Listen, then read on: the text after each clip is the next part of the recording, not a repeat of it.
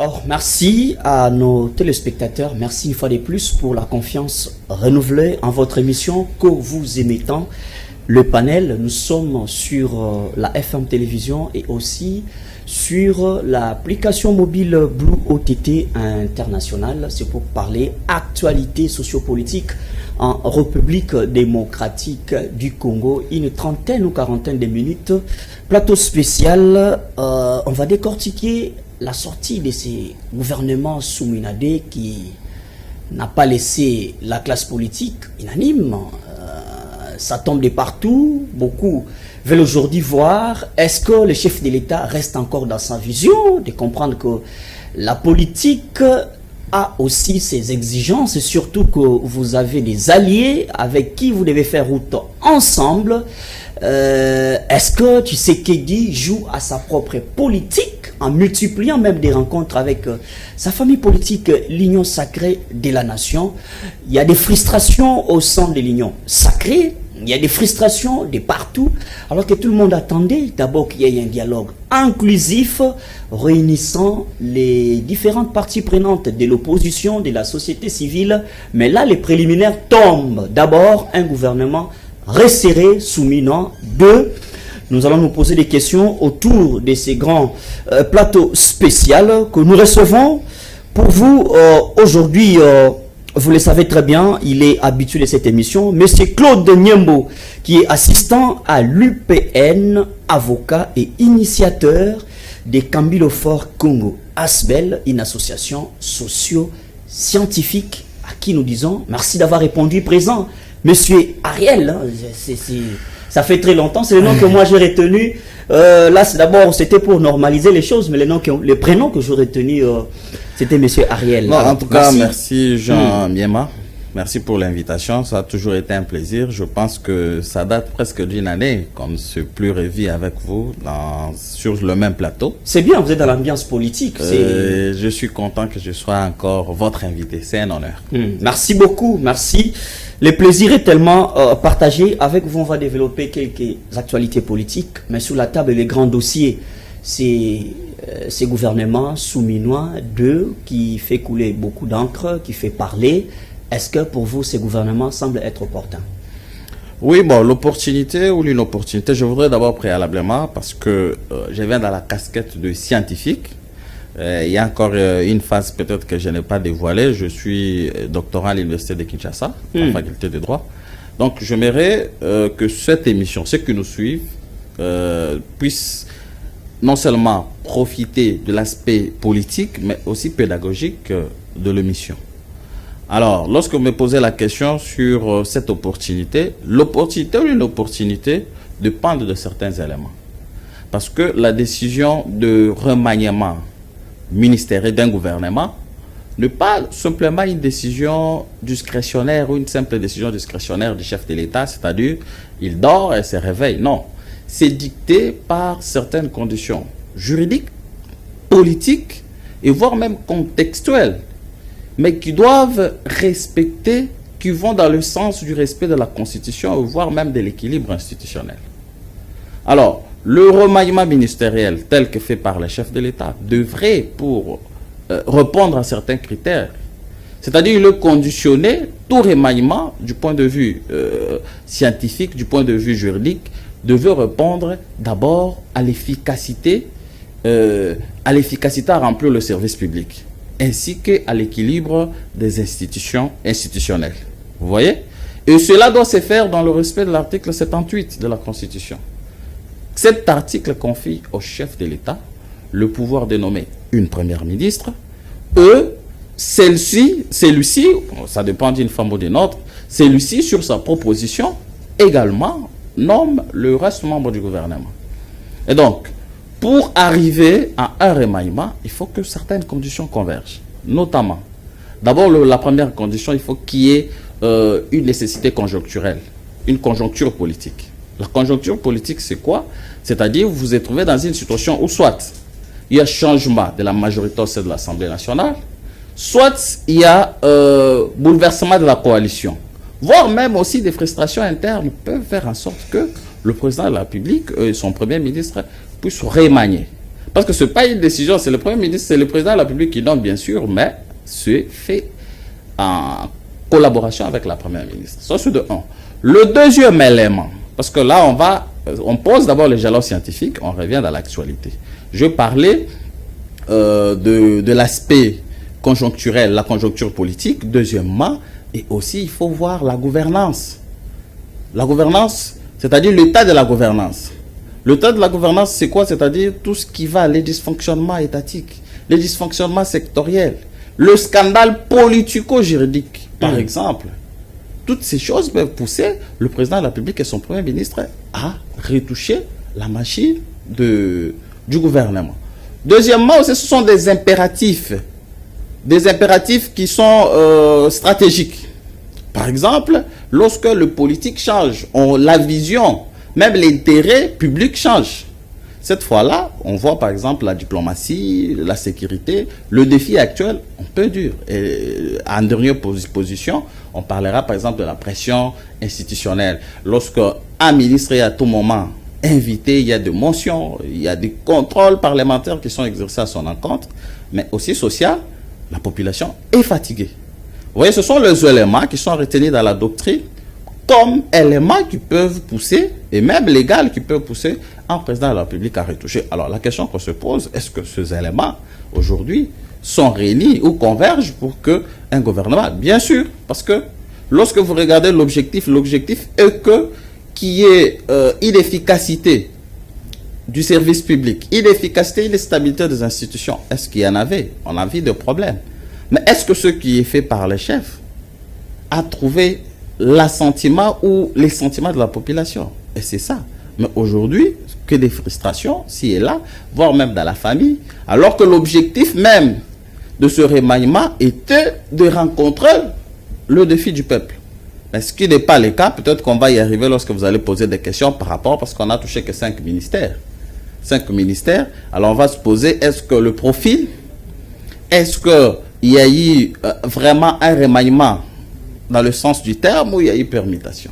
Donc, alors, vous allez continuer au lieu, à la place même de vous poser des questions, il sera peut-être pour vous de prendre le temps de répondre à certaines préoccupations. Vous parlez des conjonctures politiques et vous avez posé les jalons en disant que ce gouvernement n'a pas vraiment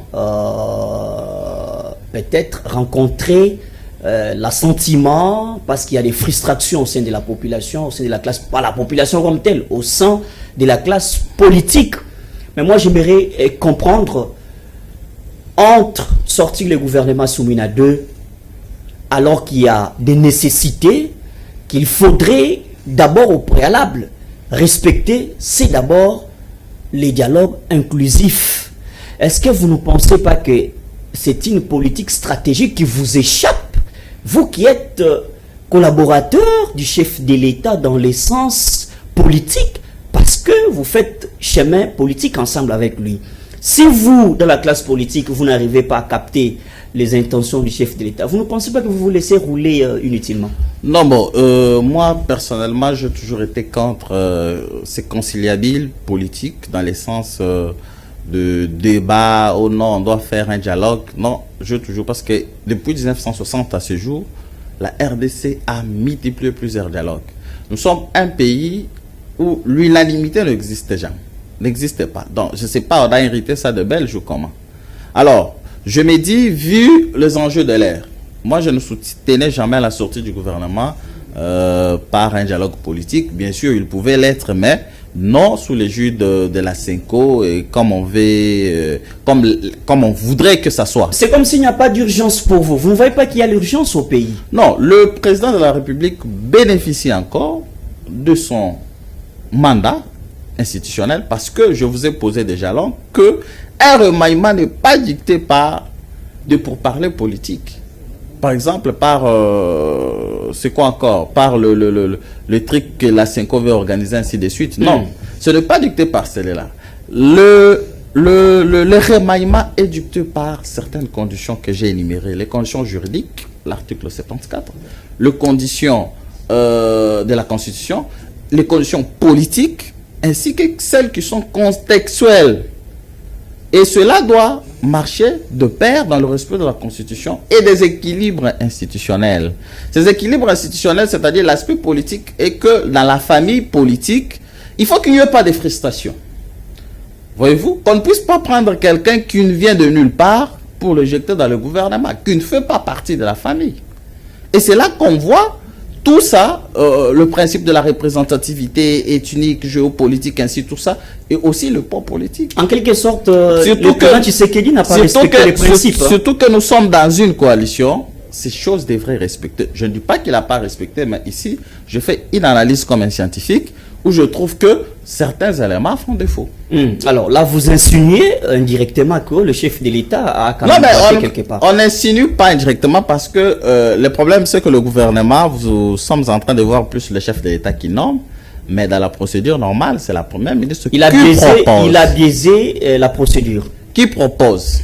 Il a biaisé, au moins le chef d'État a biaisé la procédure. Je ne dis pas qu'il a biaisé, moi je posais les jalons. Non, on fait la comparativité entre vos jalons posés, les principes à respecter et la réalité du gouvernement qui est là. Si déjà lui n'a pas respecté les principes, on dirait que il a biaisé quelque part. Non, si je dis qu'il n'a pas respecté, bon, c'est à vous d'apprécier. Moi j'ai posé ce qui est scientifique, c'est aux téléspectateurs et à vous. Non, ne nous laissez pas tous en suspense. Alors, tel que les gouvernements sont croquis, vous avez dit, il y a quand même 5 nouvelles figures au sein de ces gouvernements soumis à 2. Est-ce que vous pensez que ces figures sont-elles importantes ou ces figures nagent vraiment dans la taille qu'il faudrait s'il faut jouer à certaines nécessités? Bon, vous savez, monsieur Jean, moi je toujours prôné que le gouvernement ne soit pas éléphantesque. C'est-à-dire, quel que soit le problème que l'on puisse avoir, quel que soit le multipartisme politique que nous puissions avoir, que le gouvernement soit un gouvernement de 20, tout au plus 30 personnes, mais ailleurs même 15, 20. Comment les pays comme la France peuvent avoir un gouvernement de 20, 15 personnes et ils sont en train de résoudre toutes les situations? C'est vrai que chaque État a ce problème, mais vous sentez que l'économie est assise. Est-ce avoir plusieurs ministres pour résolver le problème du Congolais? Je ne pense pas. Mais il faut, quand vous faites la comparaison avec un autre État, il faut voir la situation géopolitique. Le Congo est tellement vaste, vous connaissez l'histoire. Le Congo est vaste, mais la Russie aussi est vaste. Est-ce que pour autant qu'ils ont beaucoup de ministres, 50 quelques? Il y a la démocratie en Russie ou non, mais la démocratie dépend d'un État à un autre. Parce qu'il y a élection, il y a démocratie. Alors, la démocratie dépend d'un pays à un autre. La Chine vit sa démocratie à sa propre manière. Nous, le problème que nous avons, c'est ces suivismes politiques qui fait aujourd'hui que nous puissions nous retrouver dans la situation dans laquelle nous sommes. Et lorsque vous lisez la manière, l'acteur politique congolais, ou lorsque vous rentrez dans le droit coutumier ancien, vous constaterez que la manière dont nous vivons, tel que le gouvernement ou nos pouvoirs sont organisés, n'ont pas été la vision de nos ancêtres. C'est pourquoi on a beaucoup de problèmes en Afrique liés à l'alternance politique, parce que dans la vision, regardez nos chefs coutumiers, comment le pouvoir se transmet. Et c'est ce qui fait qu'aujourd'hui, lorsque quelqu'un arrive fait un mandat, il trouve comme si vous êtes en train de le pousser des forces par la porte. Et donc, c'est par ce suivisme occidental, la manière de vivre, parce que la civilisation occidentale, c'est cette manière de vivre et d'organiser qui fait aujourd'hui que nous puissions vivre la situation dans laquelle nous sommes. Et donc, je ne dis pas que le modèle démocratique tel que établi est toujours mauvais, mais il y a des choses mauvaises, il y a aussi de bonnes choses, parce qu'il y a d'autres pays qui ont bien copié ces modèles et qui évoluent. Il y a l'alternance pacifique et civilisée, comme on aime bien le dire, qui se passe. Mais bien sûr, il faut revenir au gouvernement. Je me dis, moi, mon humble avis, en tant que scientifique, je n'ai pas été satisfait. Je pensais peut-être qu'on aurait de nouvelles figures, de personnes qui ont de bilan. Il y a Eliezer Tambwe qui est là, il y a la ministre de la Jeunesse qui est là, Madame Grace Coutinho qui est là. Oui, je ne veux pas rester dans un débat très personnel. Quand vous dites, vous vous attendiez à des nouvelles figures, à des nouvelles figures. Alors, sur 50, lorsque on a changé que 5 figures, est-ce que ce changement a un impact? Mais si les autres ont quand même satisfait par rapport à leur... La satisfaction ne dépend pas du chef, ça dépend du résultat sur la place publique. Ça dépend du résultat par rapport à ce qu'apprécie la population. Est-ce que vous êtes journaliste? Est-ce que la population est-elle contente? Parce que ce remaniement, c'était un ouf de soulagement, parce qu'on a constaté que depuis que le gouvernement s'accumule, beaucoup de ministres ont brillé par une médiocrité. Ça, on doit le dire. Le bilan là, a été très mitigé. Quelques ministres seulement. Nous avons la ministre des Affaires étrangères, que nous félicitons. Nous avons le ministre que nous félicitons pour avoir fait quoi au juste? Non, la ministre... Parce que le pourparler, tout ce qu'elle a mené comme effort, apparemment, ça boite un peu. Hein. Mais elle est faite pour elle de poser de bons jalons. Parce que le problème n'est pas seulement d'arriver à la suite, mais déjà lorsque les jalons sont bons, ça peut être félicitable. Et la suite, nous attendons tous. Mais la suite est prometteuse. Alors, on va un peu décortiquer. Donc, il y a quelques ministres qui ont travaillé, quelques ministres, mais les autres qui ont été reconduits, à mon humble avis, il n'y a pas de résultat. Il y a 2 ministres au Congo, de personnes qui ont le don d'être ministres. Pas de résultat. Vous avez du mal à citer quand même quelques ministères qui ont boité. Hein. Les ministres, tous ceux qui ont géré les portefeuilles aujourd'hui, qui oublient que les institutions, les établissements publics ont un problème financier et économique. Il fallait que le chef mette quelqu'un qui puisse faire raisonner en sorte que ces établissements reprennent force. Les gens comme les gens Lucien Boussa, ceux de gens qui ont toujours été ministres, mais nous nous posons des questions par rapport au terrain, que le bilan qu'ils doivent présenter. Alors, ce n'est pas un problème personnel, mais nous sommes en train de faire une analyse. L'analyse de certaines personnes qui ont quitté tel ministère sans avoir donné un résultat probant vers d'autres ministères, notamment le ministère de la Jeunesse et l'ancienne ministre de la Jeunesse. Qui est aujourd'hui à côté des Kaikwamba. Aux affaires étrangères, on se pose des questions. Quel a été son bilan pour transiter d'un ministère de la jeunesse vers les affaires étrangères? Ça signifie quoi comme elle est vice-ministre? C'est-à-dire s'il y a double conférence. Aujourd'hui, Madame Kaikwamba aux États-Unis sur l'accord de paix et qu'il y a une conférence internationale où il y a des pourparlers peut-être entre la Russie et la République démocratique du Congo. Ça signifie que c'est Madame, l'ex-ministre de la jeunesse, qui doit représenter la RDC. Alors, je ne la connais pas personnellement, mais le bilan au sein du ministère de la Jeunesse n'a pas été. Donc, toutes ces questions mijotent autour des Congolais, et nous qui passons à la télé, nous avons ce devoir. Encore moi, en tant qu'enseignant, j'ai ce devoir de vérité, parce qu'il y a 2 étudiants que nous enseignons. Il ne faut pas que ce que nous disons dans des auditoires, lorsque nous sommes devant la presse, qu'on dise que non, c'est la politique. Quand ça va, nous acclamons. Quand ça ne va pas, nous dénonçons.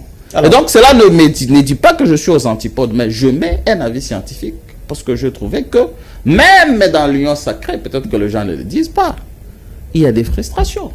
Et ces frustrations ne peuvent avoir de solution que quand c'est dit, quand ces vérités sont dites. Est-ce que le gouvernement Siumino 2 a rencontré le désir des Congolais? Je dis pas du tout. Alors, on va un peu essayer de décortiquer certains profils, parce que parmi les nouvelles figures du gouvernement Soumina 2, il y a quelques figures, si je peux citer, celle de la ministre de la Jeunesse, qui semble un peu allumer le feu de part et d'autre. Vous êtes scientifique, c'est de nous aider à comprendre.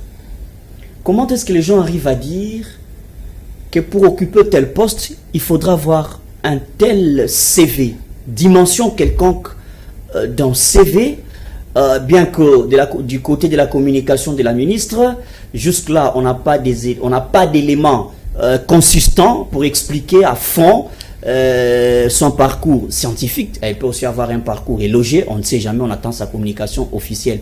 Alors, les débats sur la comparaison du CV et la compétence et la responsabilité, comment est-ce que vous pouvez expliquer à ce niveau-là? Bon, nous sommes du droit romano-germanique, c'est-à-dire nous avons hérité ce droit de la France via la Belgique. Nous ne sommes pas des anglo-saxons. Chez les anglo-saxons, le diplôme ne compte pas. Ici, chez nous, il y a un principe qui dit au gros diplôme, non, à chacun ses œuvres. Voilà, c'est ça. C'est-à-dire, autant, il faut que le diplôme puisse concilier l'expérience. Et donc, il y a certaines responsabilités. Pour les avoir, il faut atteindre un minimum, un certain niveau d'études. C'est pourquoi il y a, dans les temps, aujourd'hui, je fustige que certaines institutions supérieures soient transformées aujourd'hui en université, haute école de commerce. Non, ces distinguos-là, lorsque l'homme blanc posait ces distinguos des instituts supérieurs ainsi que des universités, c'est parce que tout le monde n'était pas appelé à faire l'université. C'est-à-dire, il y avait des techniciens. Si aujourd'hui tout le monde fait l'université, ça signifie qu'on n'aura pas de secrétaire. Vous n'aurez pas des assistants comme peut-être directeur ou journaliste. C'est-à-dire, tout le monde va vouloir être chef. C'est comme ça qu'on avait fait ces distinguos. L'INBTP, l'Institut National de Bâtiments et des Travaux Publics, c'est eux, des ingénieurs de terrain. Mais ceux qui font la politique à l'Université de Kinshasa, ce sont des concepteurs, des ingénieurs qui donnent, qui impulsent les idées. Mais aujourd'hui, les choses sont en train de changer.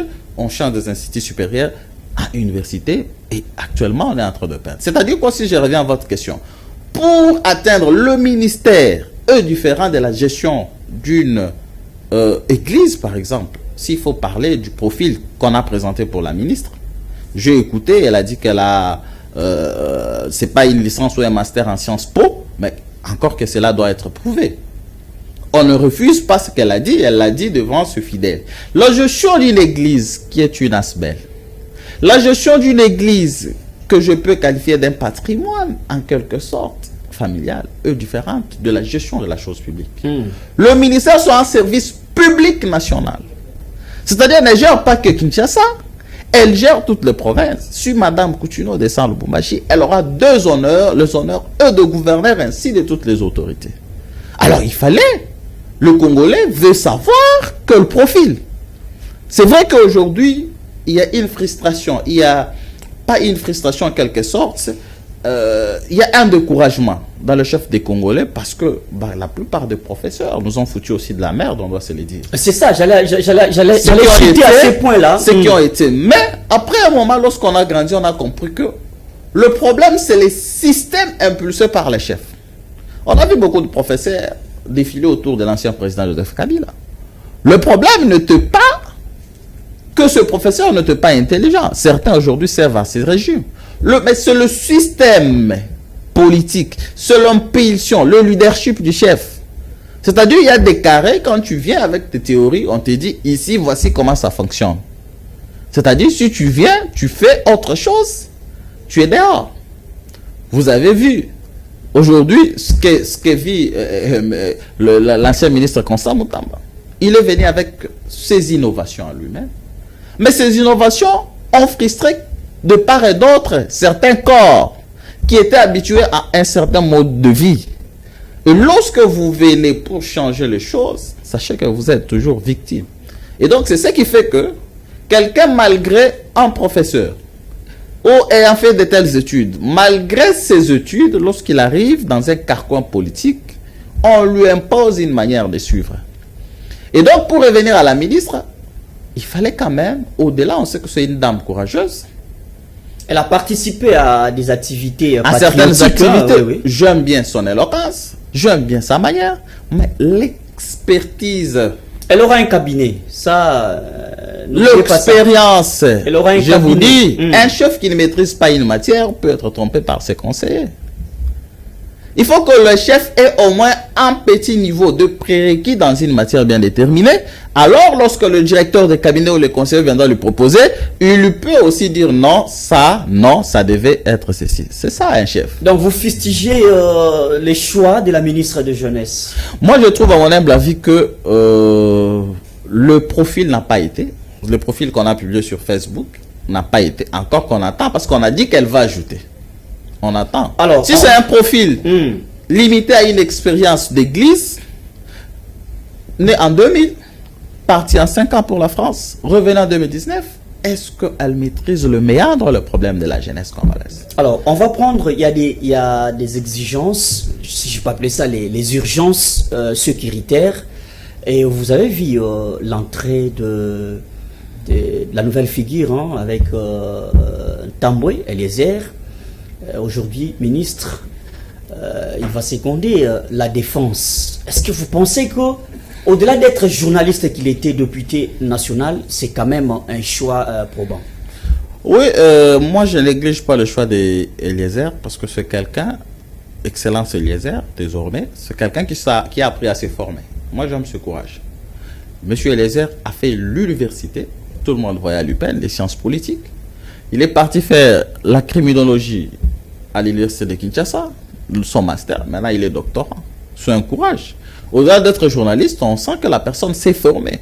Au-delà, ce n'est pas quelqu'un, un plénitus extranae, c'est-à-dire un tiers complètement tiers. Non, c'est une personne qui a commencé la sphère politique. Depuis un moment, il est député plusieurs fois. Mais vous ne pouvez pas... Alors, cette expérience, non, et puis c'est parmi les députés qui interviennent, parce qu'il y a des députés qu'on a votés, qui n'ont jamais osé ni une interpellation, ni une petite mention soit-elle, mais M. Eliezer le fait. Parce que le problème, c'est que c'est parce que nous pensons des députés. Le député n'a pas pour rôle d'aménager nos avenues, n'a pas pour rôle de nous donner les t-shirts. Le député a un rôle législatif et des contrôles. Et M. Eliezer a été parmi les députés qui se sont distingués au Parlement. Il est différent même de certains cadres politiques qui sont experts dans des matinées politiques, mais sur la place publique, sur l'espace qui leur a été accordé par le peuple pour parler, contrôler, ils ne disent pas. Monsieur Eliezer s'est démarqué parfois sur des débats de la République. Il jette un coup d'œil, il a des contributions. Et donc, je trouve, pour moi, même le ministère délégué à la défense des anciens combattants ne le méritait même pas, parce qu'un ministre délégué des anciens combattants, attention, il est différent du vice-ministre de la Défense. C'est un ministre qui a un secteur déterminé. C'est vrai que dans des décisions, dans la prise décisionnelle sur l'armée, il sera là, mais il y a son chef. Mais lui a un département des anciens combattants, c'est-à-dire les personnes qui ont atteint l'âge et qui ne peuvent plus fonctionner pour l'armée, qui ne peuvent plus être utiles pour l'armée, de personnes qui ont été qui sont des estropiés, qui ont eu des accidents de guerre. Ce sont des problèmes que lui doit gérer. Des anciens combattants, c'est-à-dire des gens qui ne sont plus militaires, mais qui l'ont été. Ce sont ces problèmes que lui doit gérer. Parce que le ministre est délégué en charge des anciens combattants. Mais il n'est pas vice-ministre de la Défense. C'est-à-dire, si le ministre de la Défense n'est pas là, M. Eliezer ne le remplace pas. Ok. M. Eliezer ne va pas le remplacer. On va chercher un VPN, soit le ministre Chabani, qui doit venir poser des actes. De même aussi avec Aïgana Gato. Non, vice-ministre des Affaires étrangères. Ok. C'est-à-dire, le poste ayant de vice sont des automatiques, ce sont des postes automatiques. C'est-à-dire, quand le titulaire n'est pas là, on ne va pas chercher ailleurs. Automatiquement, c'est le vice ou l'adjoint qui remplace. Donc, en cas d'empêchement de Mme Thérèse Kaikwamba, c'est Aïgana Gato qui prend les bâtons. C'est pourquoi la population a trouvé que ce choix n'a pas été judicieux. Alors, très bien. Vu la stratégie, vu l'importance que revêt le ministère des Affaires étrangères. Alors, en plus, ce qui m'a étonné dans l'architecture ministérielle, comment un ministre, le ministère de l'EPST, de l'enseignement primaire et technique, peut être un ministère d'État, mais le ministère de l'EISU qui forme des cadres, c'est un ministère. C'est quand même vouloir mettre la charrue devant le bœuf. Il y a une considération à ce niveau-là. Se mettre la charrue devant le bœuf. Quel est le niveau le plus élevé? Est-ce le niveau du primaire, secondaire et technique, ou c'est le niveau de l'enseignement supérieur universitaire? Donc, il y a beaucoup de choses que nous avons trouvées pas peu orthodoxes. Et nous devons le dire. Ici, j'ai la casquette de scientifique. Parce que je promets à mes étudiants que j'allais pour une mission scientifique. Il faut que ceux qui nous suivent trouvent un peu de pédagogie dans ce que nous disons. Alors, très bien. Alors, pour vous, avant qu'on puisse boucler cette page, parce qu'on va passer à la situation sécuritaire dans la partie orientale, que vous avez d'ailleurs beaucoup visité, vous connaissez bien la partie. Tout à fait. Alors, vu que ce gouvernement ne représente pas ou ne rencontre pas les réalités sur terrain, pour vous, c'est un gouvernement transitoire, consistant, ou un gouvernement qui nous amène à un dialogue inclusif? Je pense que c'est un gouvernement transitoire, je pense. je sais que le chef de l'État, c'est un père responsable. Il verra, on verra. Peut-être qu'il nous prouve par les contraires. Tout ce ministre nous prouveront par les contraires sur pied de leurs résultats. On ne dit pas que tous n'ont pas des résultats. Le ministre de l'économie, Monsieur Kisamba, a aussi des résultats, mais on n'en parle pas. Il a su quand même maîtriser le système macroéconomique. Le dollar s'est stabilisé et on n'a pas pu connaître l'inflation, mais on n'en parle pas. On a fait quand même plusieurs mois, le dollar a stagné à un niveau. C'est quand même quelque chose à féliciter. Le contrôle qu'il exerce aussi sur certains supermarchés, parce que c'est lui, l'autorité même, qui dans la fixation de prix. Alors, le reste, vous allez voir la dame qui était aux affaires foncières, Acacia. Vous la voyez dans un ministère stratégique des hydrocarbures. C'est un ministère technique. Et il y a deux ministères techniques, on n'enlève pas pour enlever. C'est pourquoi vous avez vu aux affaires étrangères, à la défense et à l'intérieur, on n'a pas bougé. Pourquoi? Parce que ce ministre ont impulsé des réformes. Et ils sont dans le pour parler sur le plan, les concerts internationaux, on ne peut pas les changer. On ne les change pas au hasard parce qu'ils ont la vision de ce qu'ils ont impulsé. Soit ils ont le plein pouvoir qu'ils ont reçu pour représenter la République dans telle ou telle tractation, notamment à l'intérieur. Le VPM Chabani est en train de représenter la République dans les tractations de Doha. Impossible qu'on puisse l'enlever. Madame Kayikwamba est signateur de plusieurs accords, l'accord de principe. On ne peut pas l'enlever. Le ministre de la Défense également représente la RDC dans beaucoup de tractations. Et donc, certains ministères stratégiques, on ne l'enlève pas. Mais les hydrocarbures, aujourd'hui, avec l'ancien ministre Mboudimbu, qui avait impulsé des réformes, avec son offre qu'il avait lancée pour le quoi il avait lancé l'offre pour le sport ou bien quand quand il était aux hydrocarbures. Il avait lancé son offre pour le bloc pétrolier. Voilà, je me rappelle. Il quitte, M. Molendo vient, il annule l'offre. Ce sont des ministères techniques, on ne nomme pas n'importe qui. Non, bon. Mais on n'enlève pas aussi. Il n'a pas seulement, s'il vous plaît, il n'a pas seulement annulé pour ne pas jeter de l'opprobre sur lui. Mais vous savez que c'est un secteur tellement stratégique, non seulement sur le plan national, mais aussi sur le plan international.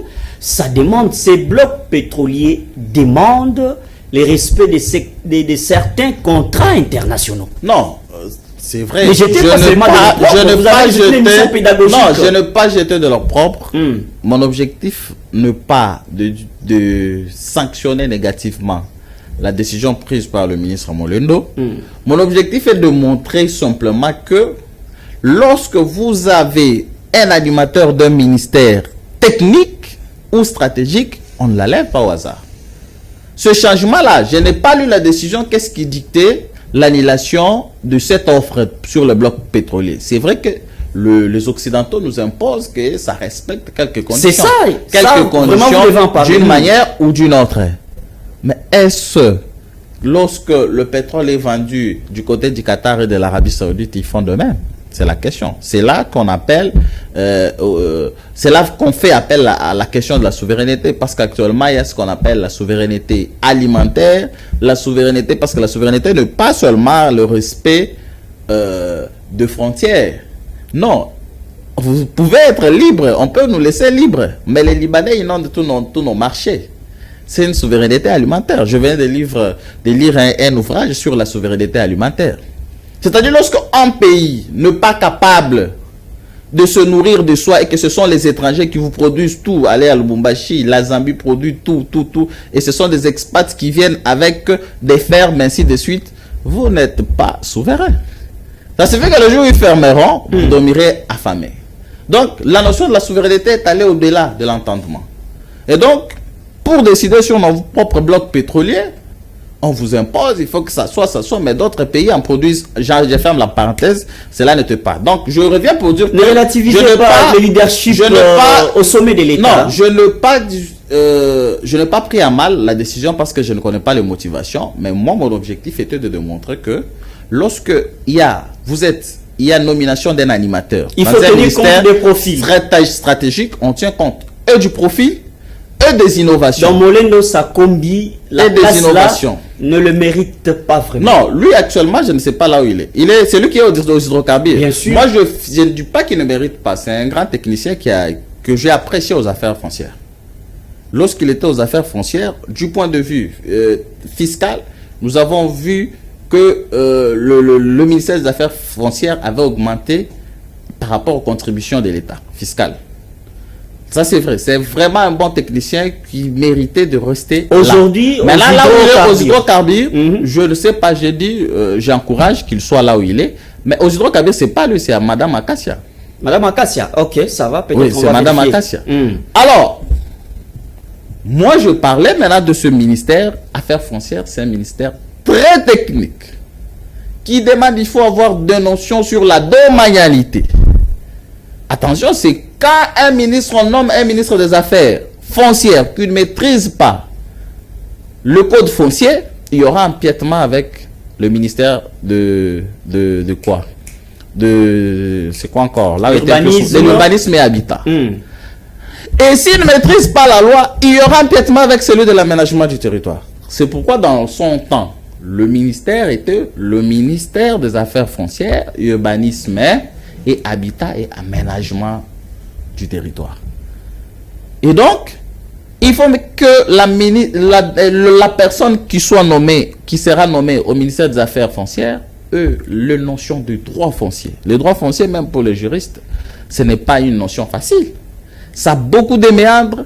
Le ministre, c'est une autorité réglementaire. Il y a des concessions que l'on ne peut recevoir que sur compétence, sur arrêté du ministre des Affaires foncières. Faudra-t-il pas nous amener pas quelqu'un qui vient, qui a fait l'électricité pour gérer les affaires foncières?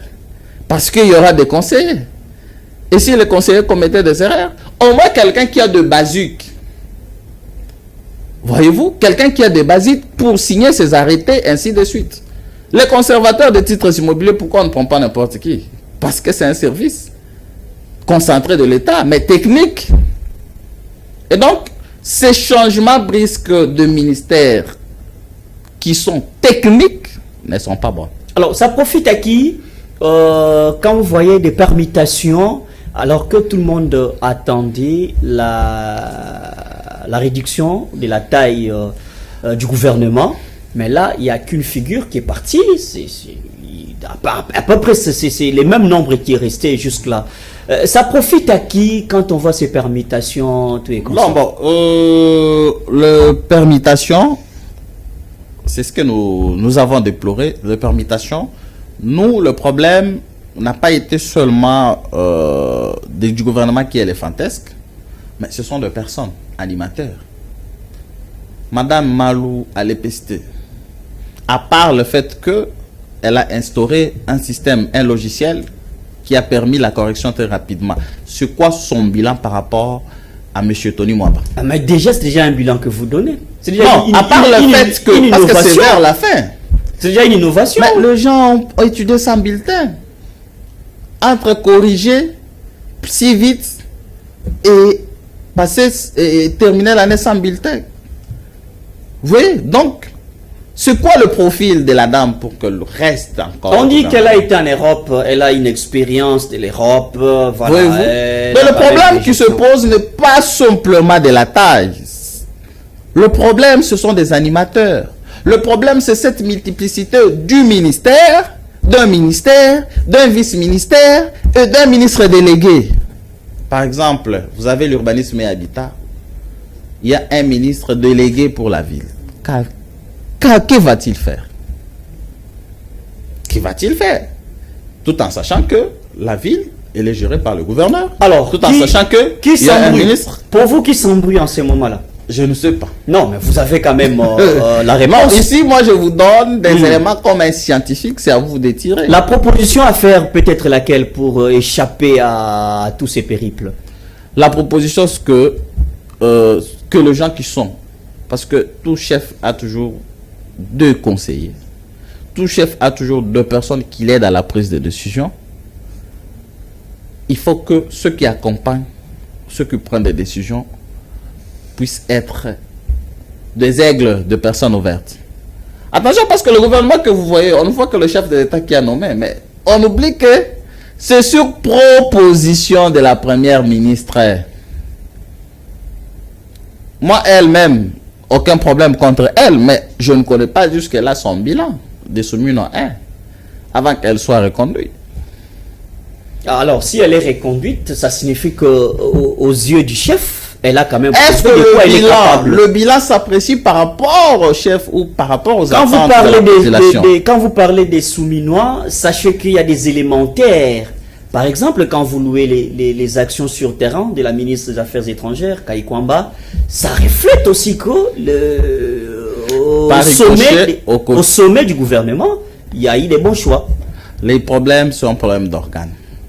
C'est-à-dire, le bon choix, mais par rapport au pourcentage du résultat que devait nous donner le gouvernement Soumino 1. Si on a 20%, on a 30%, est-ce que a-t-il battu? 30%, est-ce l'échec ou la réussite? Même 50%. Nous, dans des écoles où on a étudié dans des petits séminaires, quand on avait 50%, on devait reprendre l'année. Voyez-vous?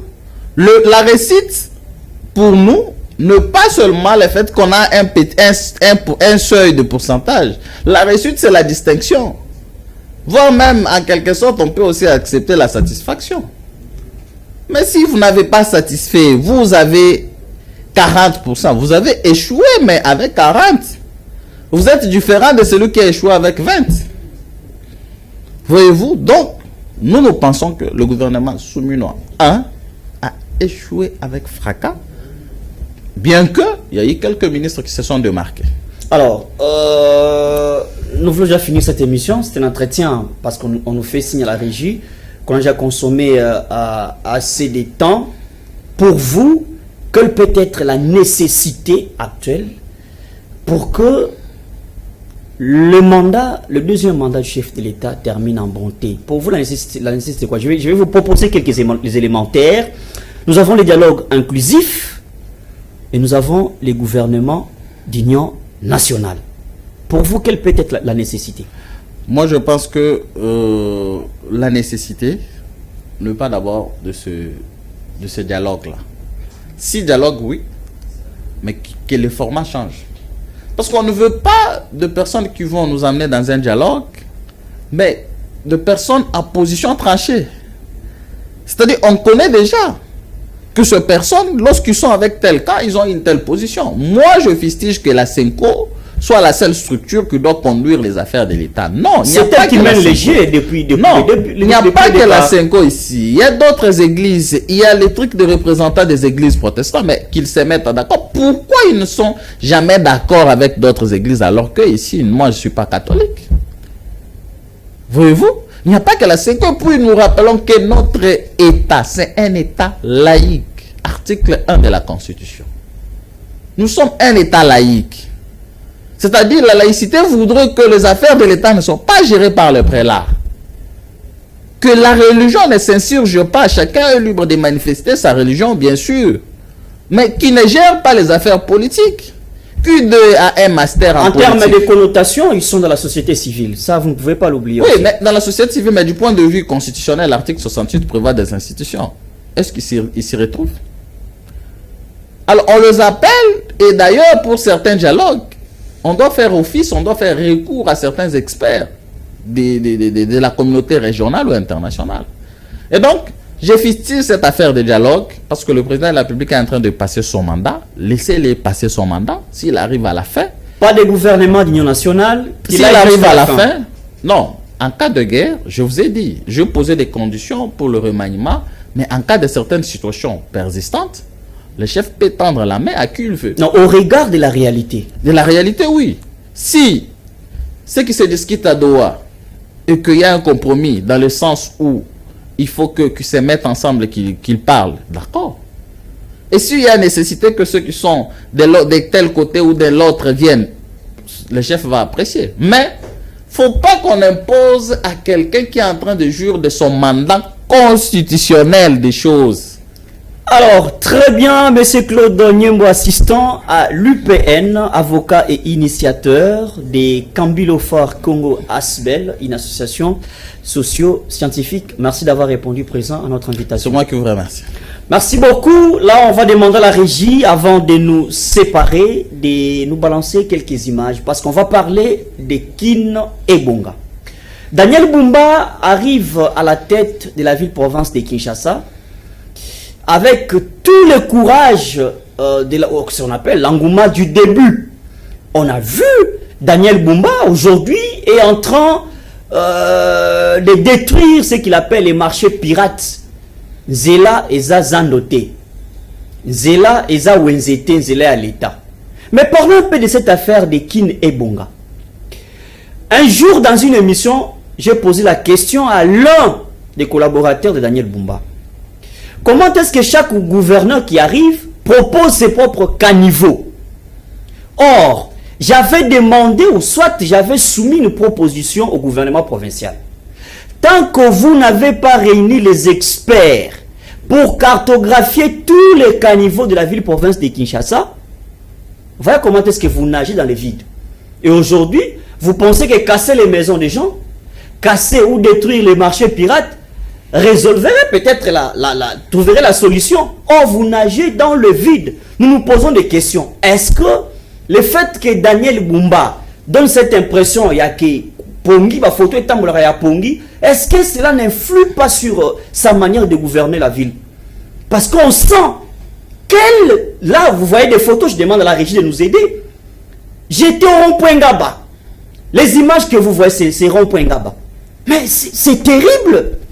Terrible. Venez ici à la première rue Lumete, en face de l'hôpital HJ. Le caniveau qui est là, le pont qui est là. C'est terrible. Mais vous verrez, non, on fait le curage des caniveaux. Vous faites le curage des caniveaux pour quel but?